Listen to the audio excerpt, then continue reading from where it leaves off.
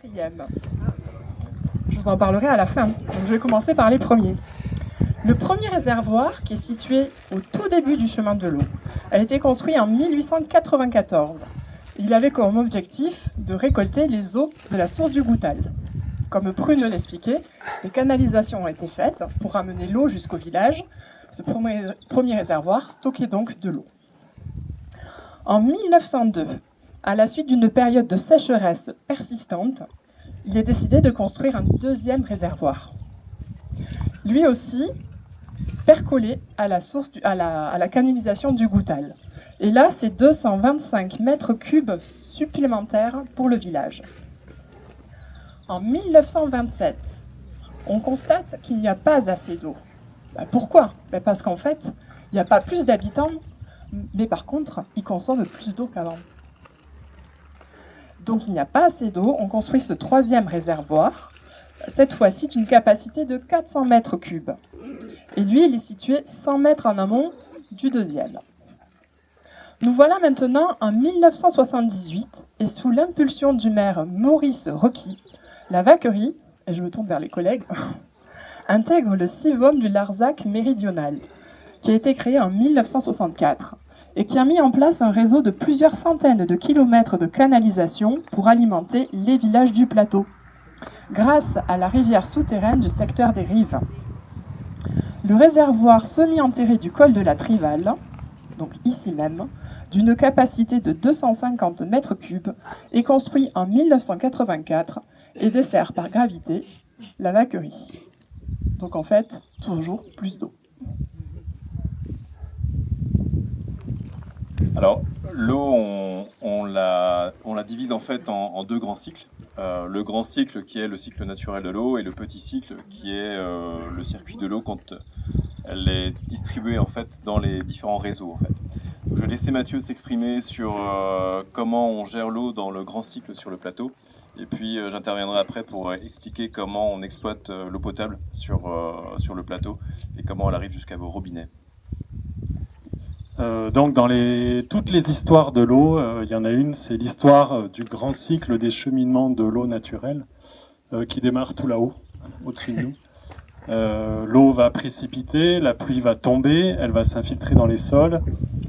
Cette eau va rejoindre le sous-sol.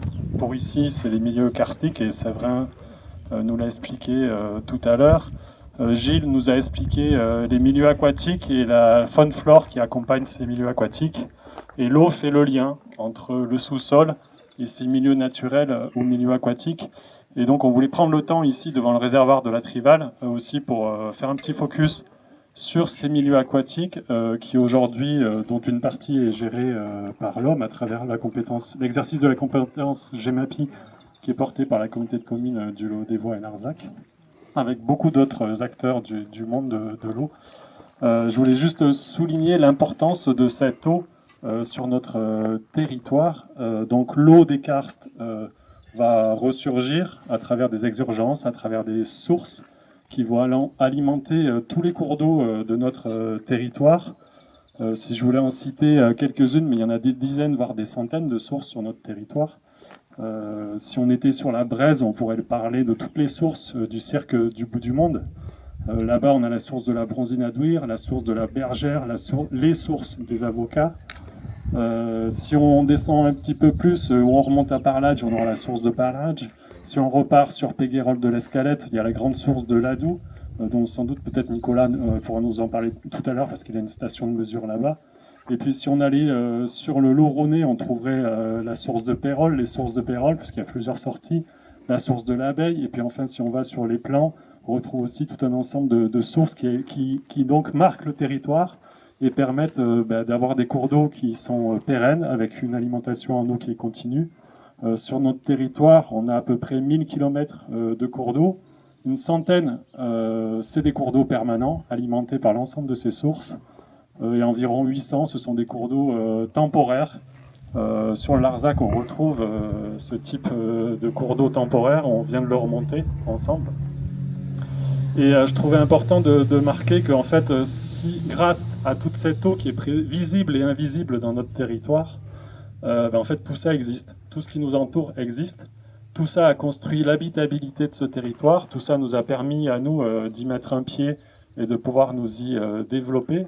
Et donc nous, en tant que GEMAPiens, on a une petite part de travail dans ce monde de l'eau et on essaye aujourd'hui de préparer demain. On est dans un contexte d'effondrement de la biodiversité, dans un contexte de changement climatique. Et nous, on se dit qu'on a des leviers, on a des actions à faire sur notre territoire, en accompagnement, en coordination avec beaucoup d'acteurs, d'associations. Et c'était l'occasion aussi pour moi, avant d'être peut-être arrosé, de remercier l'ensemble des maires de notre territoire. Je trouve, moi, ça fait que 2 ans que je suis ici sur ce territoire-là, et je trouve qu'on a des personnes maires qui sont très impliquées sur ces questions de l'eau, qui savent nous accompagner, et on est ravis de pouvoir aussi les accompagner. Ça fait des chouettes équipes de projet. On est capable de sortir, et je pense que vous allez peut-être en entendre parler dans les années à venir, de projets qui sont relativement d'ampleur à l'échelle de notre territoire. Et tout ça fait que moi j'ai bon espoir qu'on puisse continuer demain à pouvoir profiter de ce territoire-là, de notre cadre de vie, de ces écrins de nature. J'imagine que si vous êtes là, c'est que vous êtes aussi un petit peu randonneur et que vous connaissez la diversité des paysages que nous avons ici, qui ont été construits en partie grâce à toute cette eau qui est présente sur notre territoire. Dans toute cette histoire de l'eau, il y a celle du grand cycle de l'eau, mais il y a aussi celle du petit cycle de l'eau. Et donc, je repasse la parole à Arnaud. On va se partager la parole parce que, comme l'a rappelé Mathieu, on est plusieurs institutions, plusieurs entités à gérer l'eau. Et le département de l'Hérault a une part importante dans cette histoire de l'eau. J'y reviendrai tout à l'heure pour expliquer comment, grâce au département dans les années 70, les réseaux d'eau ont pu être déployés sur tout le plateau du Larzac. Et donc Nicolas Liénard, qui est à mes côtés, va expliquer ce qu'il fait dans le cadre de ses missions au département.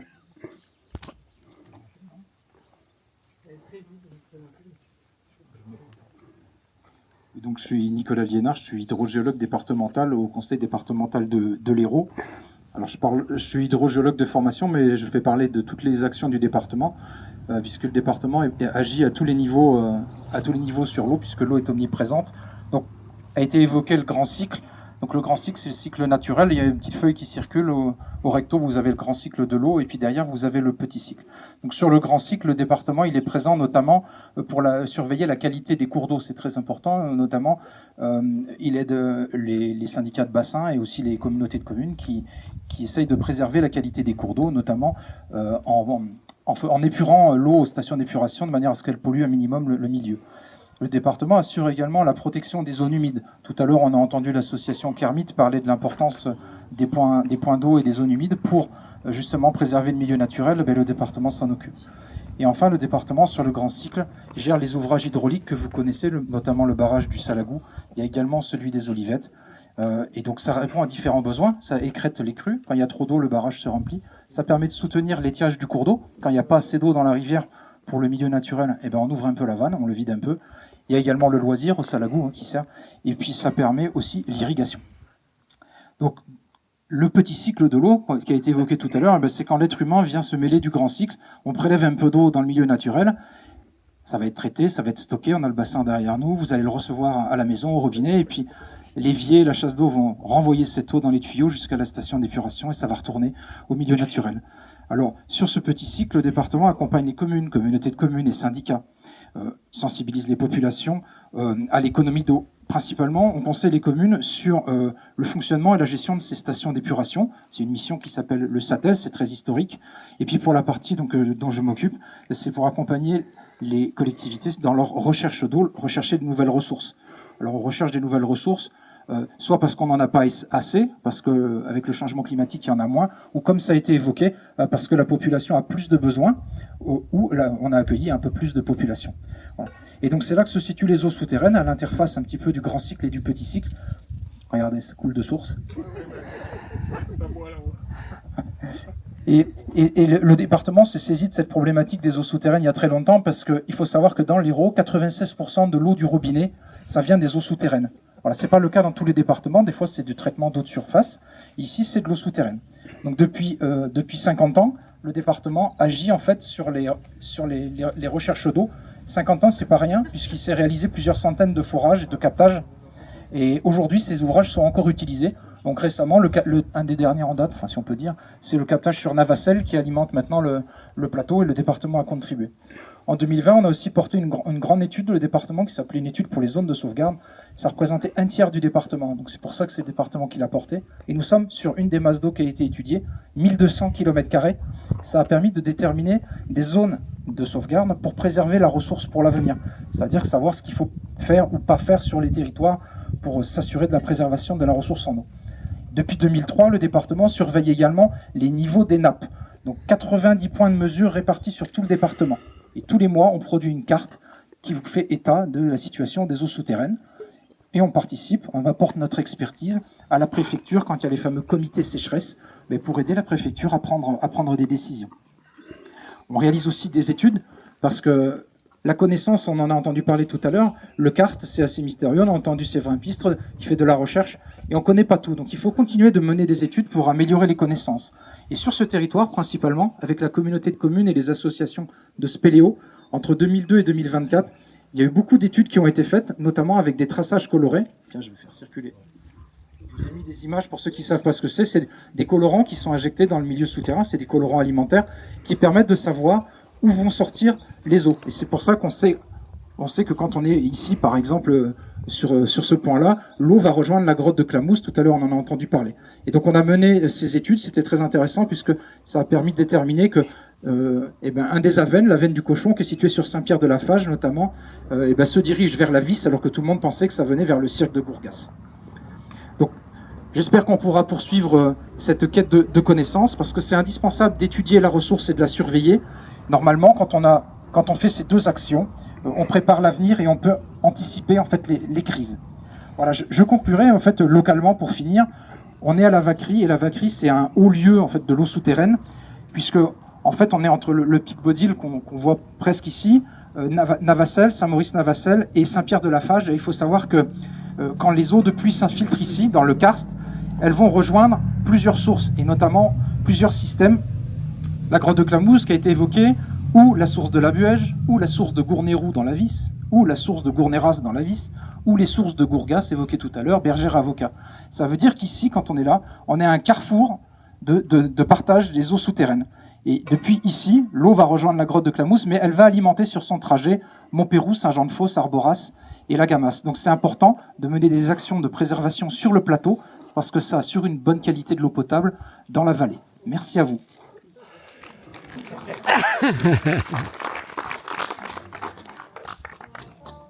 Bien, avant d'être inondé, je vais terminer sur le petit cycle de l'eau. Donc, comme ça a été rappelé, en 1964, un CIVOM a été créé pour spécifiquement amener l'eau dans tous les villages du plateau, parce que l'eau est effectivement très rare en surface, et le seul moyen en fait d'approvisionner tous les villages, c'était d'aller chercher l'eau en profondeur. Donc le département a mené des recherches d'eau et a mené à trouver une rivière souterraine très abondante sur la commune des Rives. Et on est allé chercher en fait en profondeur par des forages cette eau qui est à 70 mètres sous la surface. Donc ce sont des forages qui vont chercher cette eau à 70 mètres de profondeur, qui les remontent en surface. Et une fois qu'ils sont en surface, on remonte encore ces eaux sur le point le plus haut du plateau de Lerzac, qui est sur les Rives, donc un réservoir intercommunal, d'où va partir l'eau pour alimenter la plupart des communes. Alors l'eau en général, pour qu'elle arrive dans vos robinets, on essaye de faire en sorte qu'elle arrive par gravité. Donc c'est pour ça qu'en fait, les châteaux d'eau sont souvent sur les points les plus hauts, et puis après on alimente au fur et à mesure tous les points bas. Sauf qu'évidemment le plateau, c'est pas que un plateau complètement plat, on a des hauts et des bas.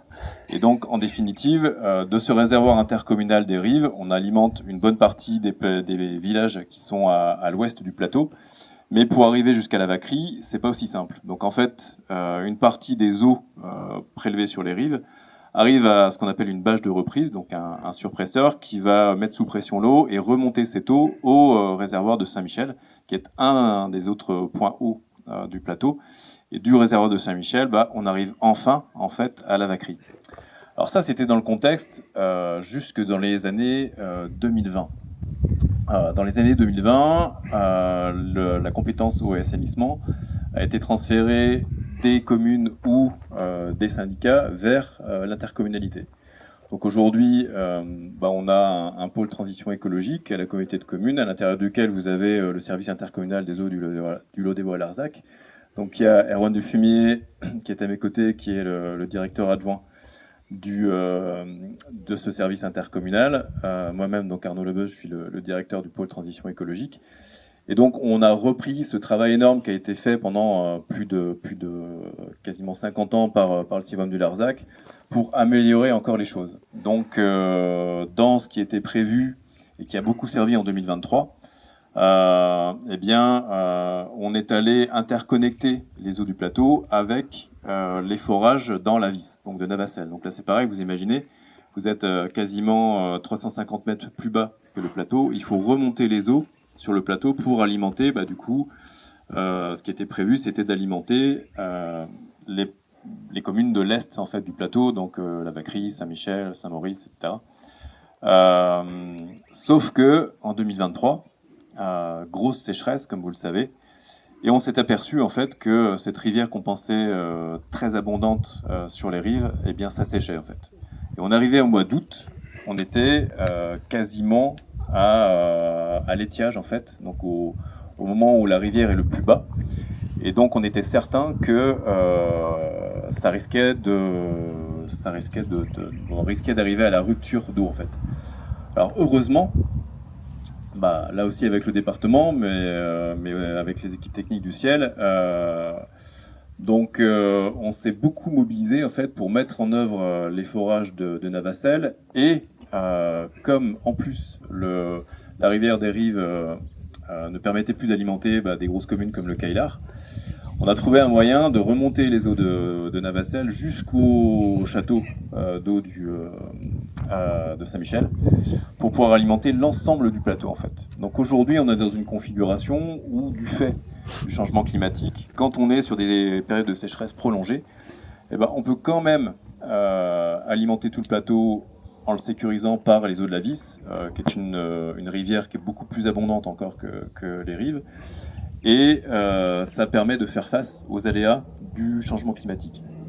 Alors la configuration aujourd'hui quand même, c'est que la plupart du temps, l'eau qui arrive jusqu'au réservoir de la Truie Étrival qui est derrière nous, majoritairement vient en fait de la commune des Rives. Donc vous imaginez tout le trajet en fait que ça parcourt. Il faut imaginer que l'ensemble des réseaux du plateau, c'est 250 km de réseau.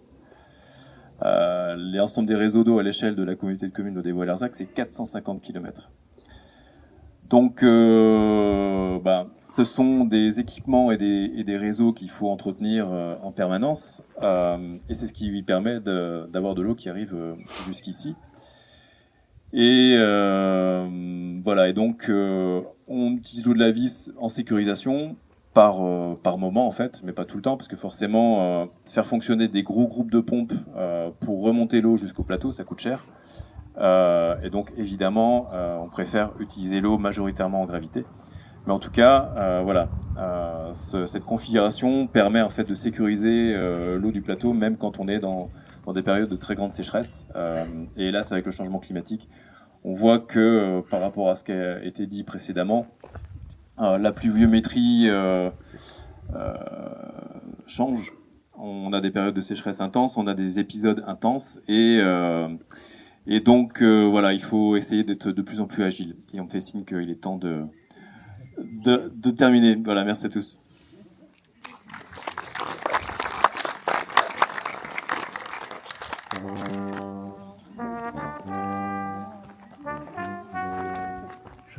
Le chapeau sympa. Ah, C'est où être trouvé? oh, je sais plus. Sur Internet, mais... Sur Internet, je crois. Et puis là, Oui, on nous c'est sait ce ce qui qu'il veut. vieillit là. Ça parle bien sûr.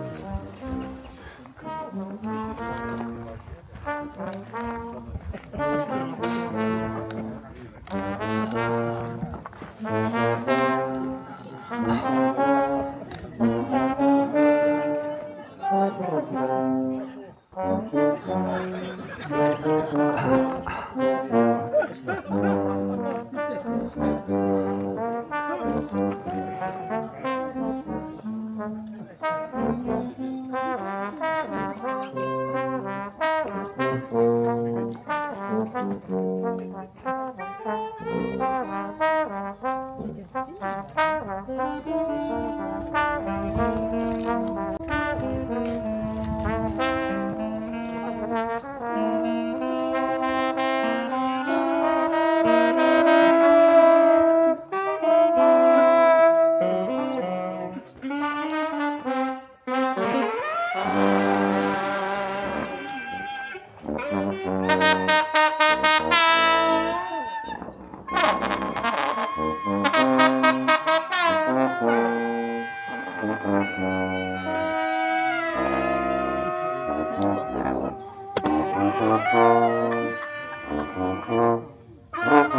you.